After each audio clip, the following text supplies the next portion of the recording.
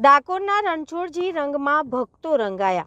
હર્ષ સંઘવીએ કર્યા દર્શન. ડાકોર ખાતે રાજાધિરાજ રણછોડરાયજી મંદિરમાં ફાગણી પૂનમ અને હોળી પર્વની ભવ્ય ઉજવણી કરવામાં આવી હતી. અબીલ, ગુલાલ અને ફૂલોના રંગે રંગાયેલો માહોલ વચ્ચે લાખો ભક્તો પ્રભુના દર્શનાર્થે ઉમટી પડ્યા હતા.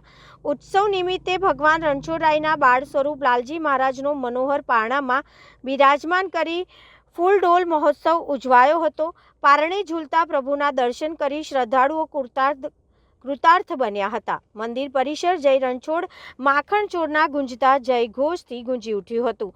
આ અવસરે ગુજરાતના ગૃહ રાજ્યમંત્રી હર્ષ સંઘવીએ પણ ડાકોર પહોંચી ઠાકોરજીની ધજા અર્પણ કરી ભક્તિભાવપૂર્વક દર્શન કર્યા હતા તેમજ રાજ્યની શાંતિ અને સમૃદ્ધિ માટે પ્રાર્થના કરી હતી. ડાકોરમાં પદયાત્રીઓ અવિરત પ્રવાહ જોવા મળ્યો હતો. કેટલાય માઇલોથી પગપાળા આવેલા ભક્તોથી સમગ્ર નગર ઉભરાઈ ગયું હતું.